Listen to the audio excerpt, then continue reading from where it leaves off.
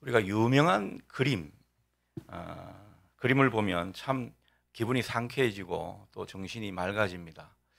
근데 그 중에 기도하는 유명한 그림을 보게 되면 참 감동적이죠.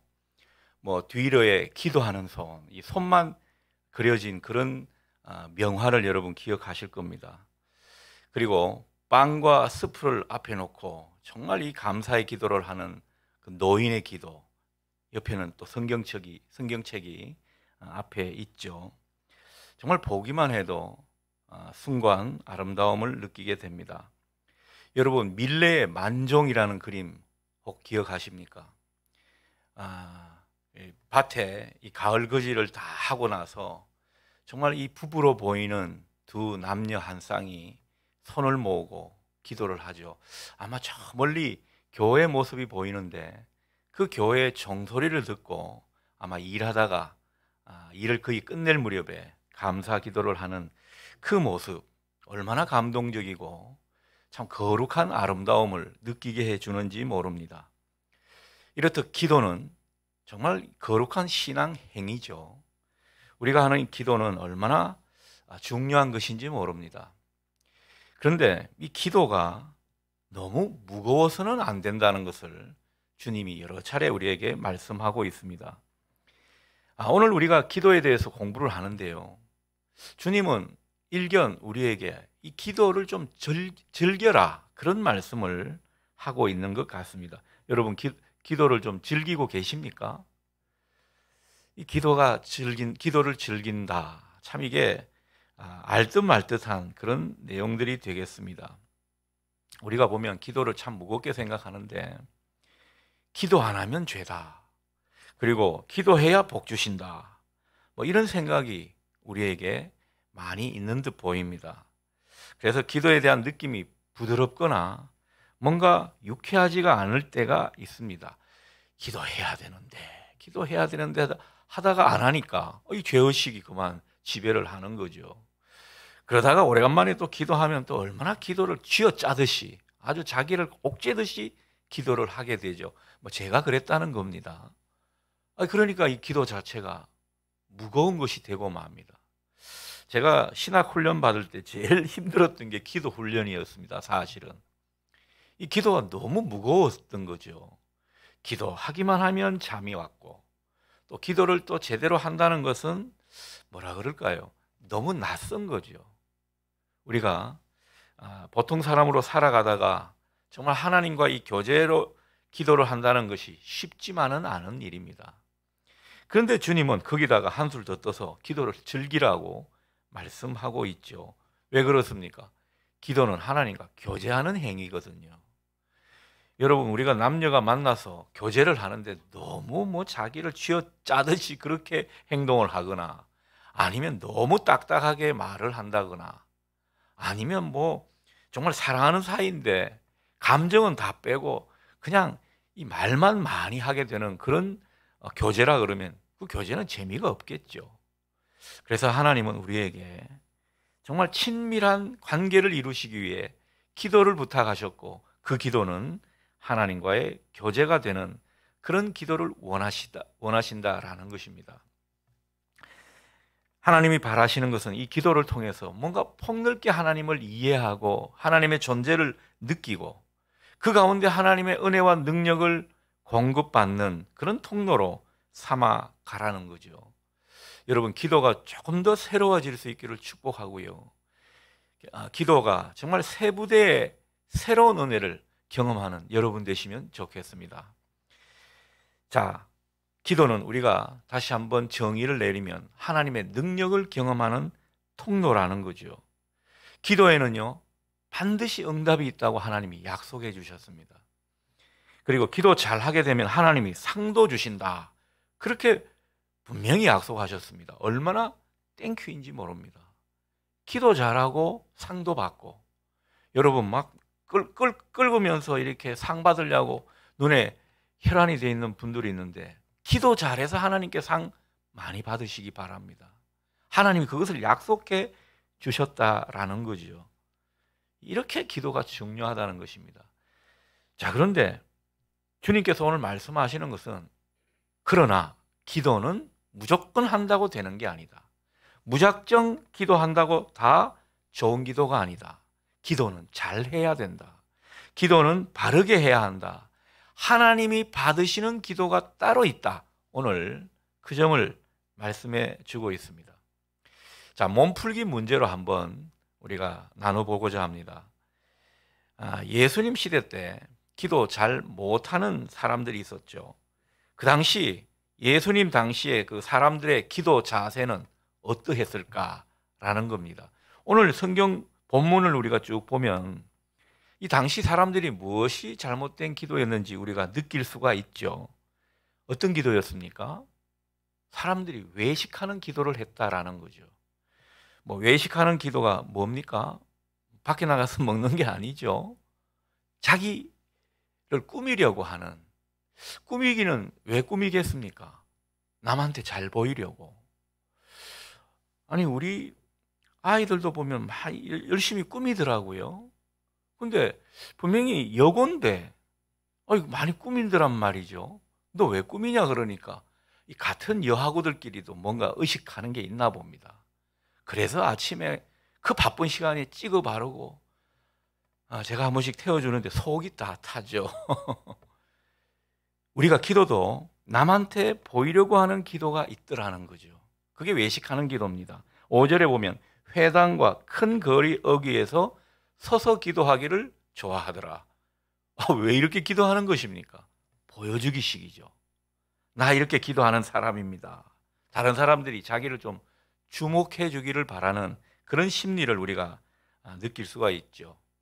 근데 하나님은 분명히 말씀하십니다. 5절 하반절에 보면요, 이미 그 상을 다 받았다. 뭐 사람들한테 칭찬받고 영광을 받으면 자기 상을 다 받았다라는 거죠. 하나님이 주실 상은 없다, 그렇게 말씀하고 있습니다. 또 예수님 시대 때 잘못 기도하는 모습, 사람들의 기도 자세가 어떠했는가 7절에 그 이야기를 하고 있죠. 어떤 기도입니까? 중언부언하는 기도를 했다라는 것입니다. 중언부언이라는 게 뭐 같은 말 반복하는 그런 거겠죠. 말을 많이 하는 기도를 일컫는다고 볼 수도 있겠습니다. 그렇다면 하나님은 이런 기도를 그렇게 원하시지 않는다는 거죠. 하나님께서는 말을 많이 하는 것을 원치 않으신다. 그러면서 8절 하반절에 보면 하나님은 우리에게 있어야 할 것을 이미 아신다. 이미 아시는 하나님께 기도하는데 뭐 그렇게 말이 많으냐, 뭐 이런 뉘앙스로 우리에게 말씀하고 있습니다. 그리고 예수님 당시 기도하는 사람들의 잘못된 자세 중에 하나는 기도를 막 했다는 것입니다. 예수님께서 9절 상반절에서 그렇게 말씀하시죠. 너희는 기도할 때 이렇게 기도해라. 이것은요, 주님께서 뭔가 기도의 모범을 보여주시는 내용입니다. 다 기도도 방법이 있고 기도도 배워서 해야 된다. 그것을 가르쳐 주시는 말씀이죠. 기도를 막 하지 말라는 것입니다. 예수님 시대 때 사람들의 기도가 이러했다라는 거죠. 자, 그렇다면 예수님이 가르쳐 주시는 그 기도의 자세는 무엇입니까?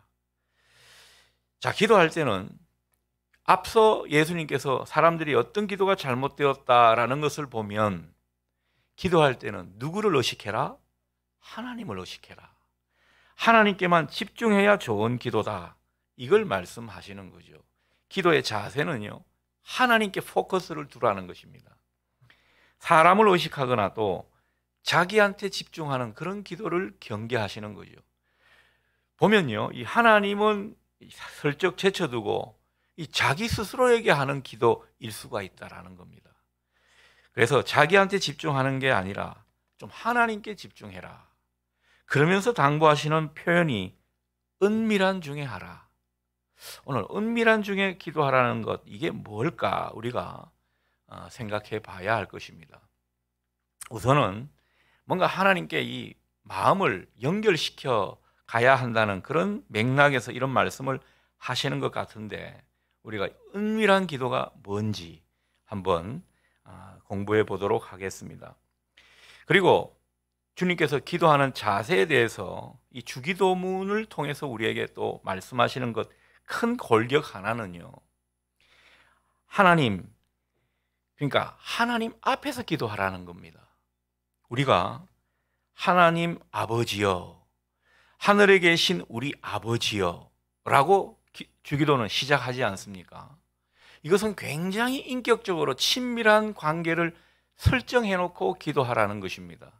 그러니까 하나님 앞에서, 그리고 그 하나님은 내 말에 귀를 기울이시는 하나님, 내 감정을, 내 마음을 살피시는 하나님으로 생각하고 기도하라는 것입니다. 그런 어떤 기도의 자세를 우리에게 부탁하고 있죠. 자, 본론으로 들어갑니다. 1번 문제입니다. 기도할 때 은밀한 중에 해야 된다, 그렇게 말씀하시죠. 왜 은밀한 중에 기도를 해야 되는가? 오늘 우리에게 또 말씀하고 있습니다. 6절을 먼저 볼까요? 너는 기도할 때 내 골방에 들어가 문을 닫고 은밀한 중에 계시는 내 아버지께 기도하라, 그렇게 말씀하고 있습니다. 그래서 우리가 이 표현대로 골방기도, 열방기도, 골방에서 열방으로 이렇게 우리가 표현하기도 하죠. 자, 골방기도를 중요하게 생각하니까 꼭 다락방 같은, 기도굴 같은 그런 데 들어가서 기도하면 하나님과 막 엄청난 교통이 일어난다, 이런 뜻이겠습니까? 이것은 꼭 장소, 공간 그런 것을 이야기하는 것이 아닙니다. 우리가 걸어가면서도 골방 기도가 될 수 있고요. 그리고 사람 많은 차 안에서도, 예를 들어 지하철 안에서도 골방 기도가 될 수 있다라는 것입니다. 공간만의 문제가 아니죠. 그렇다면 이 골방 기도는 어떤 것을 의미하는가? 전심으로 기도하라는 거죠. 그러니까 하나님하고만 있다고 생각하고, 지금 그 공간에서 다른 사람은 전혀 보이지 않고 하나님과 내가 독대하는 그런 가운데서 기도한다고 생각하며 그렇게 하나님 앞에 나아가라라는 것입니다. 그게 골방 기도라는 거죠. 하나님과만 나눈다는 거죠. 그래서 은밀하게 기도하라, 이런 표현을 하게 되는 것입니다. 자, 은밀하게 기도할 때는요, 사람 의식하라는 겁니까? 사람 신경 쓰지 말라는 겁니까? 사람 신경 쓰지 말라는 거죠. 우리가 함께 기도회를 하더라도요, 기도할 때만큼은 주위 사람들 의식하지 말라는 거죠. 물론 덕을 세워야 할 모습에는 덕을 세우면서 해야겠죠. 내 자유를 다른 사람의 어떤 믿음에 저해되는 것으로 넘어지게 하지는 말아야 되겠지만, 그러나 정말 하나님과만 내가 상대하는, 하나님께만 집중하는 그런 모습으로 기도하라고 골방이라는 그 표현을 쓰고 있는 것입니다. 은밀하게 기도하라는 거죠. 그래서 이 기도하다 보면요, 우리가 한 번씩 딴 생각이 들 때가 있죠. 기도하다 보면은 막 사업 생각하고, 직장에서 뭐 하다 그거 막 생각이 떠오르고, 이거는 정말 하나님과만 이야기하는 것은 아닐 겁니다. 저도 한 번씩 기도하다 보면은 제가 묵상을 하고 있는지 목회 구상을 하고 있는지 한 번씩 그럴 때가 있어가지고 정말 서스라치게 놀라면서 하나님께 죄송한 마음을 하게 되는 것입니다. 아마 우리 남자 집사님들 중에서는 기도하다가 번뜩이는 이 통찰력이 마치 하나님이 주신 것처럼 이 사업 구상을 하는 분들이 들어 있을 수 있을 겁니다. 그렇게 하지 말라는 거죠. 자, 예를 들어 볼까요? 정말 이 은밀한 공간, 연인이라고 생각을 해 보십시다. 그게 딱 두 사람만 있습니다. 두 사람만 있는데 딴 데 한눈 팔고 딴 데 신경 쓰고 그러겠습니까? 정말 그 은밀한 공간에서 둘만의 대화는요, 내밀한 대화일 겁니다. 그 전에 하지 못했던 속 깊은 얘기 하게 될 거죠.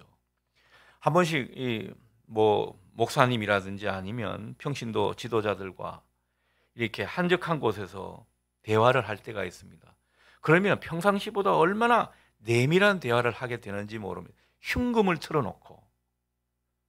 그렇지 않습니까? 장로님, 한 번씩 제 방에서 같이 이야기하면 한 번씩 저도 솔직한 내밀한 그런 속사정을 이야기할 때가 있지 않습니까?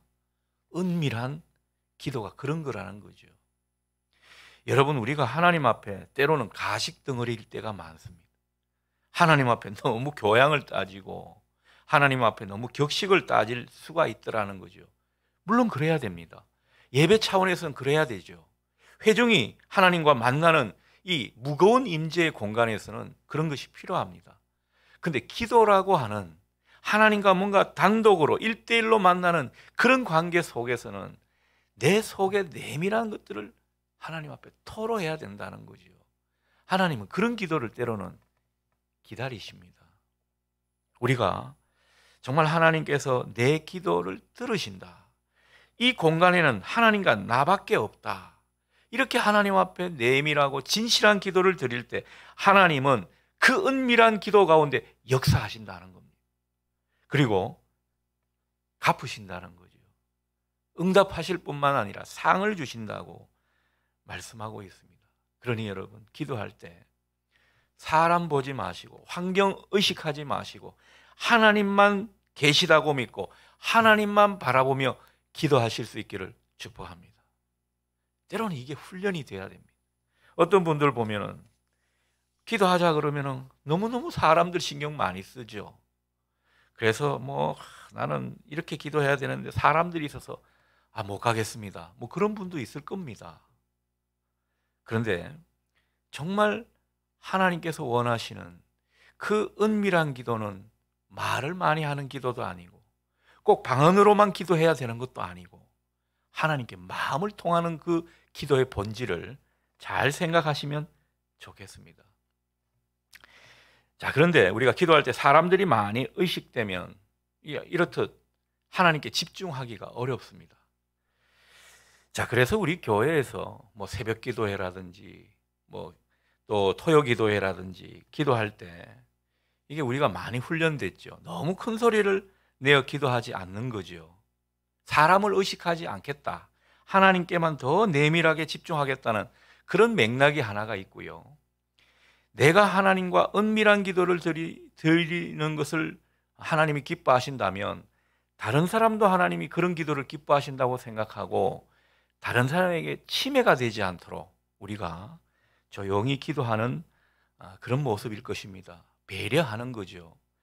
자, 그런데 내 기도가 너무 안 되는데 나는 그냥 침묵으로 하다가 그냥 조용히 그냥 쓰러지듯이 자게 되는 이런 것은 또 하나님이 기뻐하시지 않을 겁니다. 그럴 때는 또 조곤조곤 소리를 내면서 아무튼 자기 체질과 자기의 어떤 형편과 자기의 믿음의 수준에 맞게 하나님과 은밀한 기도를 하시라는 거죠. 우리가 모든 기도의 시간에 이렇게 뭐가 하나님과 은밀한 기도일까 한번 생각하시면서 스스로 훈련하듯이 도전을 해보실 수 있기를 바랍니다. 자, 2번 문제죠. 왜 기도가 중언부언하게 되는가? 7절에서 예수님은 그렇게 말씀하십니다. 그들은 말을 많이 하여야 들으실 줄 생각하느니라. 자, 중언부언하는 그 이유는 다른 데 있지 않습니다. 나는 기도를 오래 하는 사람입니다. 나는 기도를 많이 하는 사람입니다. 나 기도 잘하는 사람이에요. 그래서 주로 목사님들이 아마 이런 기도를 많이 할 겁니다. 예전에 목사님들 보면 이 보여주기식 기도도 많았거든요. 자, 이런 걸 우리가 하게 되는 까닭은 아닙니다. 다른 게 아닙니다. 스스로가 다른 사람에게 내 기도하는 걸 드러내기 위해서라는 거죠. 참 하나님은 어떤 의미에서 성격이 너무 깔끔하세요. 드러내는 걸 굉장히 싫어하십니다. 남한테 보여주기식의 그런 어떤 기도, 내가 그렇게 기뻐하지 않는다. 그 점을 또 이런 표현을 통해서 말씀하고 있습니다. 그런 기도는 주님과 관계된 기도가 아니다, 이렇게까지 말씀하시는 것 같습니다. 자, 그래서 우리가 하는 기도는요, 꼭 길 필요가 없습니다. 기도 오래 해야 기도 잘하는 것은 꼭 아니라는 거죠. 여러분, 복음서를 보게 되면 앞 못 보는 사람이 예수님 앞에 왔습니다. 그때 예수님이 무슨 말씀을 하시죠? 내가 무엇 하여 주기를 원하느냐? 그럴 때 그 예수님의 물으심에 그 맹인이 뭐라고 대답합니까? 아주 간결하게 기도하는 것입니다. 제가 보기를 원합니다. 여러분, 보기를 원합니다. 이 짤막한 말이지만 여기에는요, 자기의 살아온 그 모든 이력이 있고 그간의 서러움이 있고 지금 간절한 자기의 어떤 바람이 있고 그리고 정말 주님 앞에 자기가 새롭게 살고 싶은 열망이 그 속에 있는 것입니다. 주님이 원하시는 게 뭐겠습니까? 우리의 언어와 그리고 그 언어를 통해서 내 내밀한 감정과 그리고 진실함, 이런 것들이 묻어나기를 원하더라는 거죠. 여러분, 자기의 진실을 찾아가기 위해서 기도 시간을 늘려가는 것은 때로는 필요합니다. 알맹이는 뭐죠? 진실한 기도입니다. 하나님 앞에 내 모든 그 응축된 감정, 서러움과 또 심지어 한까지 그 하나님 앞에 토로해내는 거죠. 여러분, 정말 우리 한국 사람들은 이 한이 많지 않습니까? 제가 요즘 파친코라는 이 드라마를 요약본으로 봤는데 아주 잘 만든 드라마더군요. 근데 이 보는 내내 한국 사람들의 정서가 뭐고 한국 사람들의 한이 뭔가 그대로 느껴졌습니다. 미국에 있는 분이 이 작가라고 그렇게 이야기하던데 또 많은 외국 분들이 만들었다고 하는데 어떻게 그렇게 이 한국인의 정서와 한을 잘 표현했을까 싶더라고요. 여러분, 우리가 그런 작품처럼 하나님 앞에도 우리의 정서를 그대로 드러낼 수 있는, 우리 속에 응어리진 것들을 하나님 앞에 내어드릴 수 있는 이런 기도가 하나님이 원하시는 기도라는 거죠. 그래서 말보다는 감정이 더 중요한 것 같고요. 우리의 그 마음이 하나님 앞에 전달되는 것이 중요한 것입니다. 그래서 기도는 진정성 있는 기도가 중요하다, 그렇게 말씀드릴 수가 있습니다. 그래서 때로는요, 하나님, 제가 너무 아픕니다. 이 짤막한 한마디면 하나님이 다 아신다라는 거죠. 내가 아프면 아프다, 슬프면 슬프다, 정말 하나님의 긍휼이 필요하면 하나님 저를 불쌍히 여겨달라. 여러분, 이게 진짜 기도라는 것입니다. 그래서 예수의 기도 보면 그렇지 않습니까? 다윗의 자손 예수 그리스도여, 나를 불쌍히 여겨주소서. 이 기도를 계속 반복하지 않습니까? 이 예수 기도를 하다 보면은 어느 순간 이 중심이 탁 잡힌다는 거죠. 그래서 내 진실과 하나님의 진실이 만난다는 거죠. 내가 네 마음을 안다. 그래서 은혜가 밀려오는 겁니다. 그래서 감동이 오는 거죠. 그래서 하나님이 턱하니 신뢰가 되는 것입니다. 기도의 결과는요, 늘 하나님의 살아계심을 느끼는 겁니다. 그리고 하나님께서 내 기도를 들으신다는 것, 그리고 정말 하나님께서 하나님을 향한 신뢰, 그게 우리의 기도의 알맹이가 될 것입니다. 하나님이 구체적으로 당장 무언가 액션을 취하지 않는다 하더라도 하나님을 믿을 수 있는 그 마음, 이게 생기더라는 거죠. 어떤 기도에? 내 마음의 진실을 담아낸 기도에 그렇게 되더라는 것입니다. 그래서 기도할 때 여러분 중요하게 생각해야 할 것은 하나님께서는 내 모든 것을 알고 계신다, 이 믿음입니다. 하나님이 모르시는 게 아니라는 거죠. 마태복음 6장 31절에서 32절에서 이렇게 주님은 말씀하시죠. 그러므로 염려하여 이르기를 무엇을 먹을까 무엇을 마실까 무엇을 입을까 염려하지 말라. 내가 너희에게 이르노니 목숨을 위하여 무엇을 먹을까 무엇을 마실까 몸을 위하여 무엇을 입을까 하지 말라. 이는 다 이방인들이 구하는 것이라. 너희 하늘 아버지께서 이 모든 것이 너희에게 있어야 할 줄을 아시느니라. 아시겠습니까? 하나님이 다 아신다는 거죠. 아니, 그러면 하나님이 다 아시는데 왜 가만 계십니까? 하나님 다 아시면서 왜 이 슬프고 힘든 상태를 내버려 두십니까? 우리는 또 이런 원망이 들 수도 있습니다. 그러나 하나님은요, 다 아시지만 진짜 하나님을 아버지로, 정말 인생의 구세주로 그렇게 믿고 구하기를 기다리고 계시는 거죠. 기도는요, 정말 하나님이 역사하시는 것을 이루어내는 귀한 통로인 것입니다. 그래서 제가 가만 보면 기도하지 않고는 잘 이루어지지 않는 것 같아요. 하나님은 우리의 기도를 받으시고 그 가운데 역사하신다는 사실을 우리가 꼭 기억할 필요가 있습니다. 그러니 하나님 모든 것을 아시고 내 필요와 내 연약함을 다 아신다는 그 사실을 우리가 굳게 믿고 기도하는 것, 그게 바른 기도입니다. 그런 기도를 할 때 우리는 하나님에 대한 신뢰가 더욱더 굳건해지리라 믿습니다. 여러분, 세상에 우리를 흔들어내는 게 얼마나 많습니까? 시험에 빠지고 정말 이 믿음에서 미끄러질 만한 그런 일들이 한두 번이 아니지 않습니까?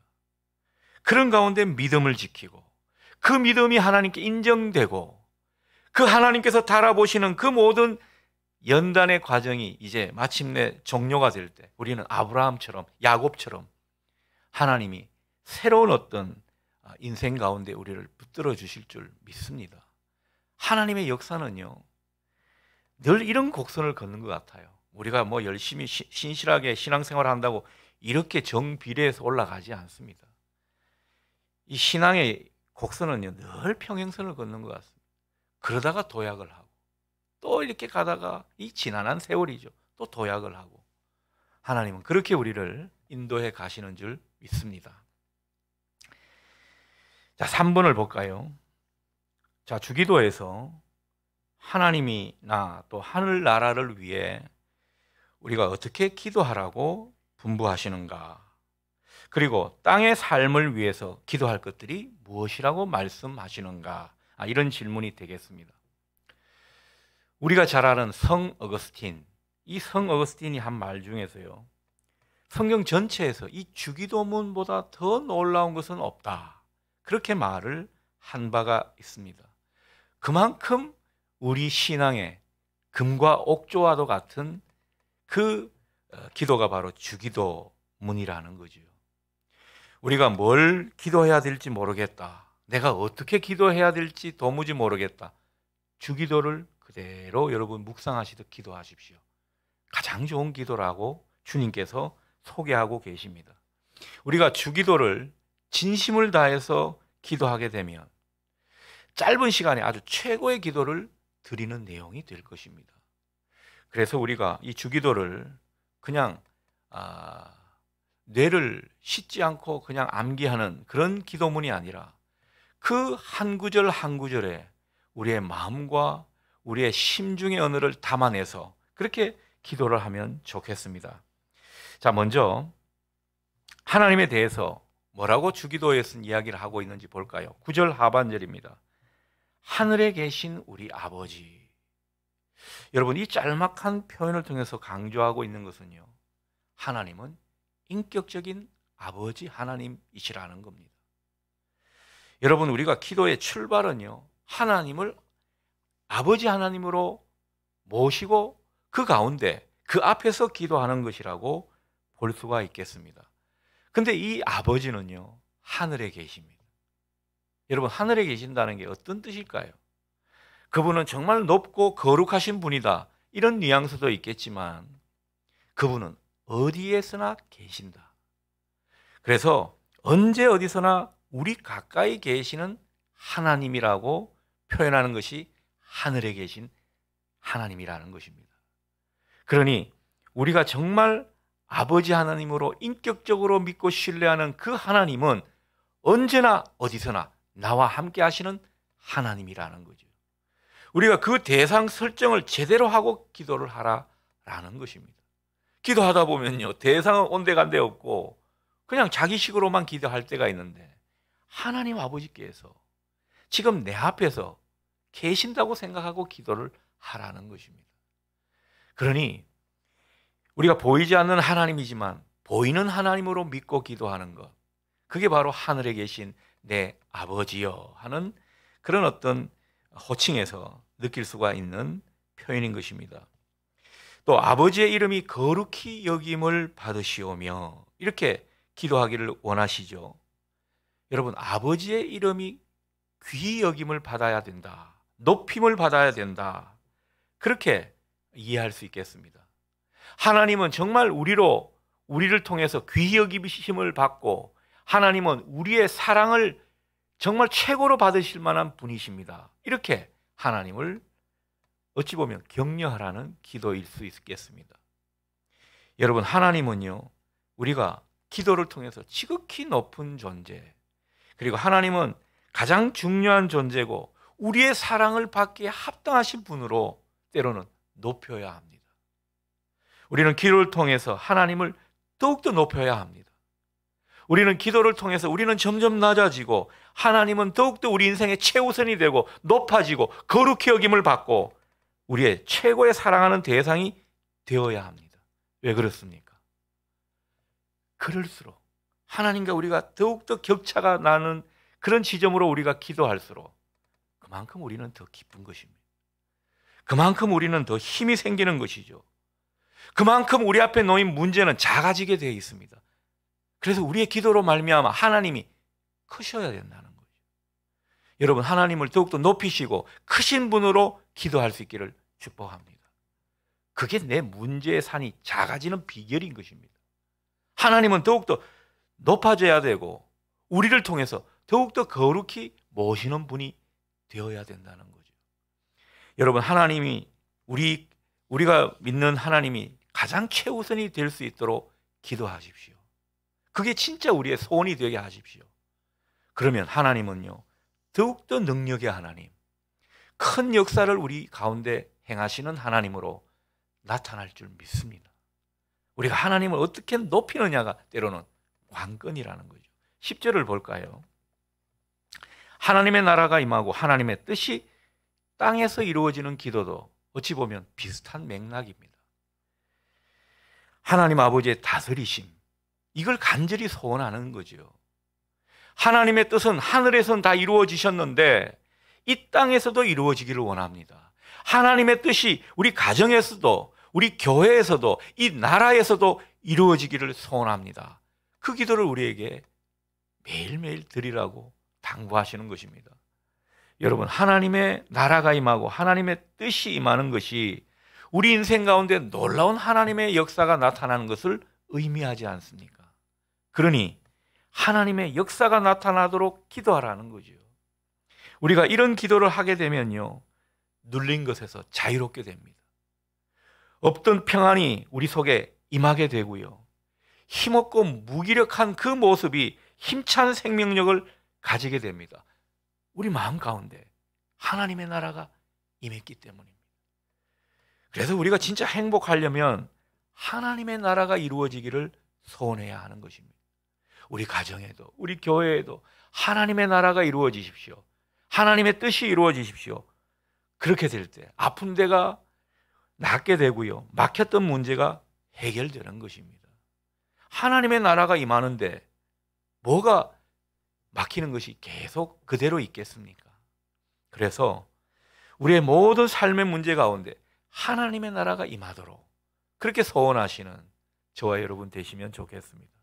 이게 실제적인 기도가 되게 하라는 거죠. 자, 그렇다면 땅의 삶을 위해서는 어떤 기도가 필요한가? 11절에서 13절 내용입니다. 먼저 11절을 볼까요? 일용할 양식 주시기를 기도하라. 여러분, 째째한 기도 같죠? 일용할 양식이 뭐겠습니까? 하루에 필요한 것이거든요. 하나님, 저에게 하루에 필요한 음식을 주십시오. 하루에 필요한 은혜를 주십시오. 하루에 필요한 일할 수 있는 힘을 주십시오. 뭐 이런 식으로 기도하라는 건데 어찌 보면 이 점생이 같은 기도인 것 같아요. 그러나 그렇지가 않습니다. 우리가 하루 양식, 하루 건강, 하루의 안전, 하루에 필요한 것을 그때그때 하나님 앞에 주셔서 살게 되는 인생이라고 기도한다면 여러분, 그만큼 하나님과 친밀한 것이고요, 그만큼 하나님을 신뢰한다는 뜻이고, 그만큼 하나님 아버지께서 역사하실 수밖에 없는 그런 거리에 우리가 살고 있는 모습이라는 거죠. 가까울수록 큰 걸 구하는 것이 아닙니다. 지금 당장 필요한 것을 하나님 앞에 구하는 그런 심정으로 기도하라고 우리에게 말씀하고 있습니다. 그래서 이 일용할 양식을 주시기를 기도하는 것은 여러분들이 정말 묵상을 깊게 한번 해보십시오. 이 의미가 고스란히 다가올 수 있게끔 말이죠. 12절과 13절의 기도, 이것은 우리 영혼을 위한 기도입니다. 우리 육신을 위해서는 11절에 일용할 양식 구하는 그 짧은 기도를 하게 하시고, 그보다 훨씬 많은 기도를 하는 게 우리 영혼을 위한 기도를 하게끔 하십니다. 왜 그렇습니까? 영혼이 잘 돼야 범사가 잘 되고, 그리고 우리의 육신이 강건해지기 때문입니다. 여러분, 정신이 육체를 지배한다, 그런 말이 있지 않습니까? 영혼이요, 우리의 모든 삶을 어떻게 보면 지배한다고 해도 과언이 아닐 것입니다. 내 영혼이 건강하면 내 삶도 더욱더 건강해질 것입니다. 그 원리를 지금 우리에게 말씀하고 있는 거죠. 자, 그런데 영혼이 건강하고 영혼이 잘 되는 이 문제를 놓고 무슨 기도를 하게 하십니까? 하나님께로부터 우리가 용서와 사랑을 받았으니 우리도 그것을 의지해서 다른 사람을 용서하고 사랑하는 사람이 되기를 기도하라는 것입니다. 여러분, 용서와 사랑의 문제가 우리 영혼의 건강함에 있어서 얼마나 중요한 요소인지 모른다는 거죠. 여러분, 정말 우리가 하나님께로부터 용서함을 받고 하나님의 크신 사랑을 입는 것을 확신하고 그 가운데 다른 사람에게 용서하고 사랑을 베풀 수 있으면요, 우리는 영혼에 막힌 데가 없는 사람입니다. 영혼에 막힌 데가 없고 마음에 장벽이 없다면 행복할 수밖에 없죠. 근데 이게 마음에 장벽이 생기기 시작하면 그때부터는 마음이 병이 되는 겁니다. 여러분, 다른 사람과의 관계가 안 좋은데 행복하겠습니까? 내가 누군가를 미워하고 용서하지 못하는데 내 정신 건강에 좋겠습니까? 결코 그렇지가 않습니다. 중국 무협지 영화 보면은 평생 원수 갚느라고 일평생을 다 쏟아붓는 분들이 있는데 하나도 행복하지가 않죠. 막힘이 없어야 합니다. 관계에 막힘이 없어야 합니다. 하나님은 그것을 우리에게 말씀하고 있습니다. 그래서 우리는 이 기도를 자주 드려야 합니다. 그리고 하나님의 용서와 사랑을 많이 받기를 구하는 것과 마찬가지로 우리도 누군가를 용서하고 이해하고 받아주고 사랑할 수 있도록 간구해야 하는 것입니다. 여러분, 이 기도가 여러분의 살아있는 기도가 될 수 있기를 축복합니다. 우리의 영혼의 복이 얼마나 중요한 문제인지 모른다는 거죠. 그리고 13절처럼 시험에 들지 않도록 기도해라. 여러분, 베드로가 시험에 든 이야기를 우리가 나누어 보았죠. 시험에 든다는 것은 그만큼 하나님과 멀어지는 것입니다. 하나님과 멀어지면 그만큼 죄에 빠지게 돼 있는 거고 어둠으로 치달을 수 있는 것입니다. 당연히 믿음은 떨어지죠. 우리가 진짜 행복하겠습니까? 영혼에 이렇게 빨간불이 들어왔는데 어떻게 행복할 수가 있겠습니까? 그러니 시험에 들지 않도록 기도하는 것, 굉장히 실제적인 기도입니다. 여러분, 우리가 시험에 들고 여러 가지 관계가 안 좋고 이러면요, 이 아무리 참 선하게 천사 같은 목사도요, 어떨 때 보면 마귀 같을 겁니다.